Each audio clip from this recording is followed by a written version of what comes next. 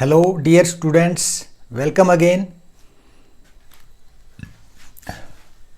कोई भी पाठ पढ़ने से पहले हमें कुछ बातों का ध्यान रखना है। Number 1, read complete story in Hindi. Hindi में पूरी कहानी ध्यान से पढ़नी है विद कंसंट्रेशन। इससे क्या होगा, 40 नंबर के आपके एमसीक्यू आएंगे, मल्टीपल चॉइस क्वेश्चंस, वो आपके हो जाएंगे। Number 2, learn and revise. याद करें और रिवीजन करें। Number 3, written practice. लिख कर देखें, प्रैक्टिस कर करके देखें। Check the written question. लिखे हुए क्वेश्चन को चेक जरूर करें। ज़्यादातर बच्चे ये गलती करते हैं, लिखे हुए प्रश्न को चेक नहीं करते और उन्हें ये पता नहीं रहता कि उनसे कितनी गलतियां होती हैं और वो मान के चलते हैं कि हमने पूरा सही लिखा है, और यहीं पर वो गलती करते हैं सबसे बड़ी। Right again all mistakes 5 times. और जब आप चेक करो तो उसमें जितनी भी गलतियां आई है उनको 5-5 बार लिख कर देखो। तो हर पार्ट की तैयारी के लिए 5 पॉइंट्स आपको हमेशा याद ध्यान रखने हैं। अगर आप इनका ध्यान रखोगे तो आपके हर हाल में अच्छे नंबर आएंगे। तो नेक्स्ट लेसन शुरू करते हैं। Lesson number 2, lost spring, stories of stolen childhood. ये पाठ का नाम ऐसा क्यों है, हमें पहले ये क्लियर करना पड़ेगा। लॉस्ट स्प्रिंग, स्प्रिंग का मतलब होता है बसंत। लॉस्ट माने खो जाना, यानी कि बसंत ऋतु खो गई। स्टोरीज ऑफ स्टोलन चाइल्डहुड, कहानियां खोए हुए बचपन की। इसमें एक ही पार्ट में 2 कहानियां हैं, 2 बच्चों की जिनका बचपन खो जाता है, यानी कि जिनका बचपन खराब हो जाता है, नष्ट हो जाता है, बर्बाद हो जाता है। तो इसमें क्या है कि जिस प्रकार से सभी ऋतुओं में बसंत ऋतु सबसे अच्छी होती है, ठीक उसी प्रकार से आदमी के या मनुष्य के जीवन का सबसे अच्छा समय होता है बचपन का। तो बचपन का समय और बसंत ऋतु का कंपैरिजन किया हुआ है। तो जिसका बचपन खो गया, इसका मतलब उसकी बसंत ऋतु खो गई। इसीलिए पाठ का नाम है lost spring, stories of stolen childhood. इसमें 2 स्टोरी है। पहली स्टोरी का जो कैरेक्टर है वो मेन साहेब है। साहेब है young rag picker, lives in Seemapuri near Delhi. Saheb एक लड़के का नाम है जो रैग पिकिंग का काम करता है, जो कचरा बीनते हैं। लिव्स इन सीमापुर, सीमापुरी एक जगह का नाम है दिल्ली के पास, जहां पर बांग्लादेश के आए हुए शरणार्थी हजारों की संख्या में यहां पर रहते हैं और उनमें से ज्यादातर रैग पिकिंग का ही काम करते हैं, कचरा बीनते हैं। दूसरी स्टोरी में मुकेश है जो करेक्टर है एक main, son of A Bengal maker of Firozabad. Firozabad का चूड़ी बनाने वाले का बेटा है। फिरोजाबाद एशिया का चूड़ी बनाने का सबसे बड़ा सेंटर है। तो वहां पर उनकी बच्चों की जिंदगी कैसे खराब होती है वो इस स्टोरी में बताया गया है, और जो बांग्लादेश के जो शरणार्थी आकर यहाँ बसे हुए उनका जीवन कैसे खराब हुआ है, ये इन स्टोरीज में बताया। प्यारे बच्चों, अगर पहली बार चैनल देख रहे हैं तो सब्सक्राइब कर लें सबसे पहले, और बेल आइकन जरूर दबाएं ताकि अगला वीडियो अपलोड होते ही आपको नोटिफिकेशन मिल जाए। पूरा वीडियो शुरू से आखिर तक ध्यान से देखें। अगर पसंद आए तो लाइक और शेयर जरूर करें। प्यारे बच्चों, ये आपका लॉन्ग आंसर क्वेश्चन है। आपका जैसे मैंने पहले बताया था, इसमें 2 स्टोरीज हैं। फर्स्ट स्टोरी अगर आती है तो आपको यहां तक ही लिखना है बस। इसके बाद सेकंड स्टोरी शुरू हो जाती है, इन द सेकंड स्टोरी। तो ज्यादातर एक ही स्टोरी में क्वेश्चन आता है, दोनों नहीं आते। तो दोनों आए तो आपको पूरा लिखना है, लेकिन ज्यादातर एक ही आता है। तो फर्स्ट स्टोरी में से आता है तो यहां तक ही लिखना है बस।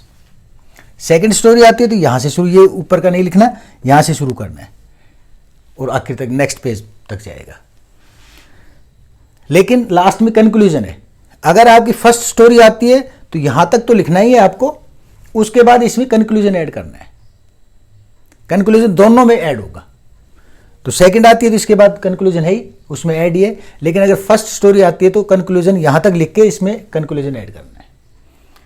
तो इस तरह से आपके लॉन्ग आंसर क्वेश्चन है। उसके बाद ये लॉन्ग आंसर क्वेश्चन में ही आपके एनसीईआरटी के सभी शॉर्ट आंसर क्वेश्चंस के आंसर हैं इसमें। जैसे ये नंबर 1 है और यहाँ से ब्रैकेट शुरू कर रखा है, यहाँ पर नंबर 1 करके ब्रैकेट बंद कर रखा है। इसका मतलब ये है कि फर्स्ट एनसीईआरटी के क्वेश्चन का आंसर जो है यहाँ से यहाँ तक है।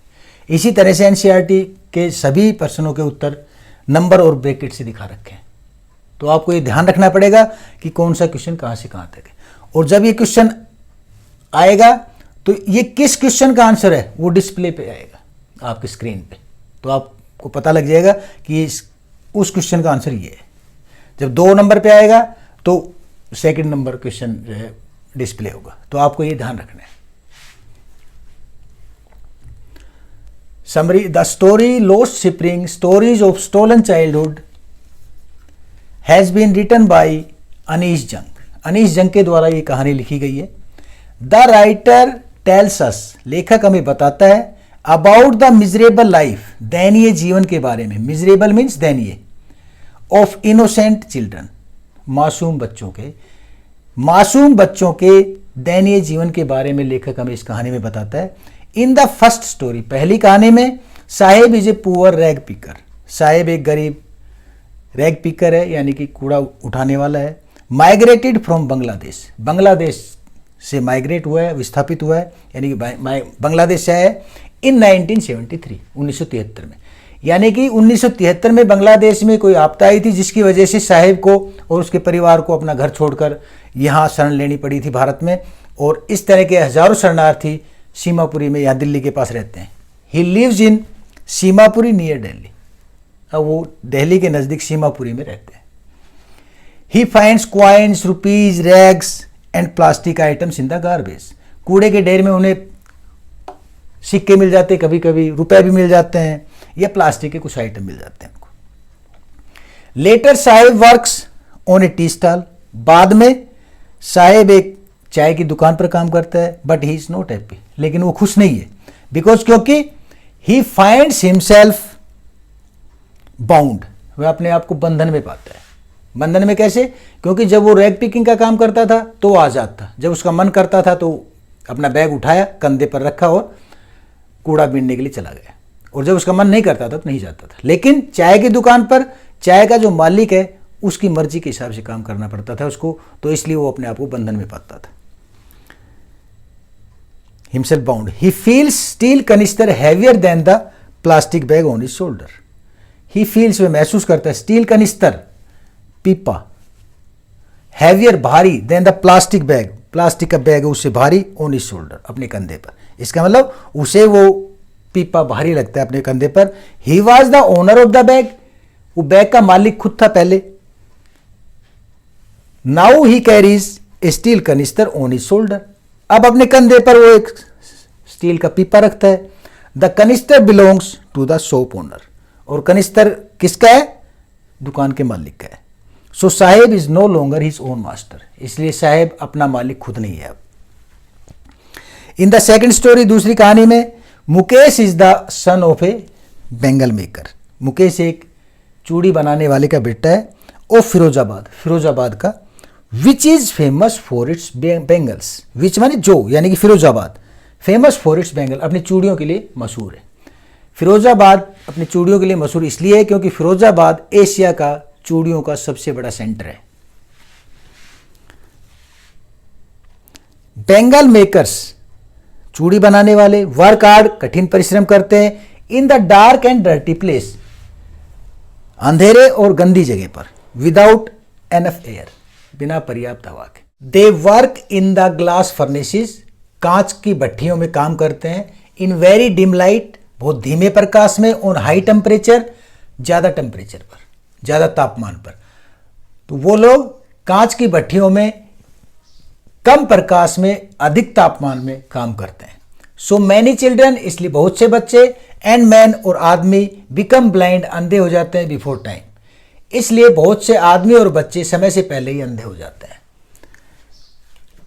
दे have to live in poverty, उन्हें गरीबी में रहना पड़ता है। द विशियस सर्कल, चालाक घेरा, एक सर्कल होता है, बहुत से लोगों का घेरा बनाए रखते हैं, एक मंडली होती है, तो एक चालाक घेरा बनाए रखते हैं। ऑफ द साहूकार, साहूकार लोग, मिडलमैन, बीच के लोग, द पुलिसमैन, पुलिस वाले, द एडवोकेट्स, वकील, एंड द पॉलिटिशियंस, और राजनीतिक, ये सभी लोगों का एक चालाक घेरा, चालाक लोगों का एक घेरा है। कीप देम अवे, वो ये लोगों का जो घेरा है या इन जो लोगों की मंडली है, कीप देम अवे, उन्हें दूर रखते हैं, यानी गरीब लोगों को दूर रखते हैं। फ्रॉम ऑर्गेनाइजिंग देमसेल्व्स, अपने आप को इकट्ठा करने के लिए। ऑर्गेनाइज का मतलब इकट्ठा होना, प्रबंध करना किसी चीज़ का, कोई एक कमेटी बना लेना। तो ऑर्गेनाइज नहीं होने देते वो उनको लोगों को, गरीब लोगों को। मुकेश इज अवेयर, इस 7वें प्रश्न का उत्तर यहां तक है, यहां पे खत्म हो जाता है। Mukesh is aware of this poverty, Mukesh इस गरीबी के प्रति जागरूक है, उसे अंदाजा है कि वो गरीब है। His father's business is not profitable, उसके पिता का व्यापार फायदे वाला नहीं है, फायदेमंद नहीं है। ही इंसिस्ट्स, इसीलिए वो जिद करता है, on being his own master, कि वो खुद का मालिक खुद बनेगा। तो he decides to be a motor mechanic, इसलिए वह मोटर मैकेनिक बनने का फैसला करता है। कंक्लूजन इज दैट, निष्कर्ष यह है कि the stories of Saheb and Mukesh, Saheb और मुकेश की कहानियां, tell us about their stolen childhood, हमें उनके खोए हुए बचपन के बारे में बताती है। इन इंडिया, भारत में चाइल्ड लेबर, बाल मजदूरी इज इलीगल, अवैध है, भारत में बाल मजदूरी अवैध है। If this law is enforced, अगर ये कानून लागू किया जाए प्रॉपरली, उचित प्रकार से, ओनली देन, केवल तब, we can remove child labour, हम बाल मजदूरी को दूर कर सकते हैं। अगर ये कानून उचित प्रकार से लागू किया जाए तो ही हम भारत में बाल मजदूरी को दूर कर सकते हैं। तो प्यारे बच्चों, ये आपका लेसन पूरा हो गया है। आपने देखा होगा कि 2 स्टोरीज हैं इसमें, और दोनों में 10 या 12 लाइन है। तो इतना आपके स्टैंडर्ड के हिसाब से ये लाइनें कम ही है। तो आपकी 10-12 लाइन याद करने से, अगर आपका लॉन्ग आंसर क्वेश्चन भी हो गए, शॉर्ट आंसर क्वेश्चन भी हो गए, और स्टोरी हिंदी में पढ़ने से आपके MCQ भी हो गए। इससे आसान और क्या होगा? आप कोशिश करके देखो, और अगर कोई कमी हो वीडियो में तो मुझे ज़रूर बताएं, मैं डिस्क्रिप्शन में अपने फ़ोन नंबर दूंगा। कोई कमी हो, कोई सुझाव बताएं तो मैं उनको दूर करने की ज़रूर कोशिश करूंगा, ताकि वीडियो अच्छे से अच्छा बन सके। Thank you.